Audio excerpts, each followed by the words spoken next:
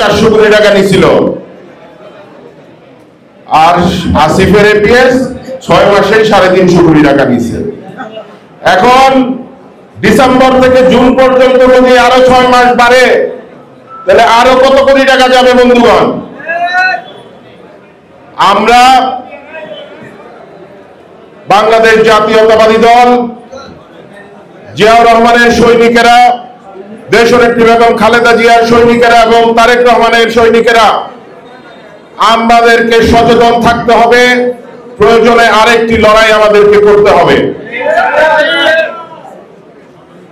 এবং আমাদের প্রিয় নেতা তারেক রহমান উনি আমাদেরকে নির্দেশ দিয়েছেন নির্বাচনের প্রস্তুতি নেওয়ার জন্য। আমরা নির্বাচনের প্রস্তুতি নিব এবং এই ডিসেম্বরের মধ্যেই আমরা নির্বাচন আদায় করব ইনশাআল্লাহ। কারণ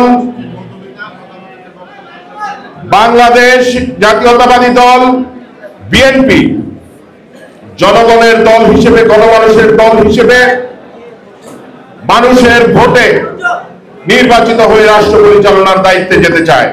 কিন্তু কিছু ষড়যন্ত্রকারীরা চায় না যে তারেক রহমান প্রধানমন্ত্রী হোক, বিএনপি রাষ্ট্র পরিচালনার দায়িত্ব পাক। কে কি চায় সেটা আমাদের দেখার বিষয় না। আজকে ছাত্র দল, যুব দল, স্বেচ্ছাসেবক দল সহ যত অঙ্গ সংগঠন আছে, বিএনপি সহ আমরা যারা সকল জিয়া সৈনিকদেরকে সতর্ক থাকতে হবে, সচেতন থাকতে হবে। আমরা আরো দেখছি বন্ধুগণ যে উপদেষ্টারা কি করে বেড়াচ্ছে। এনসিপি কি ন্যাশনাল চিলড্রেন্স পার্টি না বলেন, children party, national children party একদিকে নির্বাচন চায় না, আরেকদিকে ভোট চায় বেড়াচ্ছে। চাচ্ছে কিনা? সব জায়গায় গিয়ে গিয়ে ভোট চাইতেছে, আবার বলে নির্বাচন চাই না।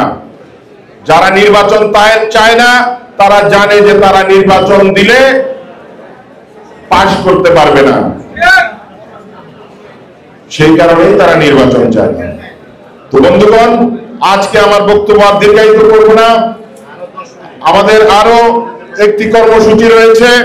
টঙ্গী পূর্ব থানা বিএনপি আজকের একটি আলোচনা সভা মাহফিলের আয়োজন করেছে। সেখানে আমি এবং আমাদের সভাপতি সাহেব সহ নেতৃবৃন্দ যাব এবং আমার পরে আমাদের গাজীপুর মহানগর বিএনপির সংগ্রামী সভাপতি উনি বক্তব্য রাখবেন। তাই আমি আপনাদেরকে আহ্বান জানাবো যে আজকে এই শাহাদাত বার্ষিকীতে আপনারা প্রতিজ্ঞা করুন যে আমরা যেন সকলে ঐক্যবদ্ধ থাকি এবং আমাদের মধ্যে যেন সেই ফ্যাসিবাদের দোসররা কেউ আশ্রয় প্রশ্রয় না দেয়, সেই বিষয়ে আমরা লক্ষ্য রাখবো এবং আগামীতে ধানের শীষকে বিজয়ী করার লক্ষ্যে আমরা একযোগে কাজ করব। বন্ধুগণ, সকলকে আবারও ধন্যবাদ জানাচ্ছি এবং এই সুন্দর আয়োজনের জন্য আমি টঙ্গী পূর্ব থানা যুব দলের সংগ্রামী আহ্বায়ক এবং সাধারণ সম্পাদক নাজমুল মন্ডলকেও ধন্যবাদ জানাচ্ছি। সকলকে ধন্যবাদ। আসসালামু আলাইকুম।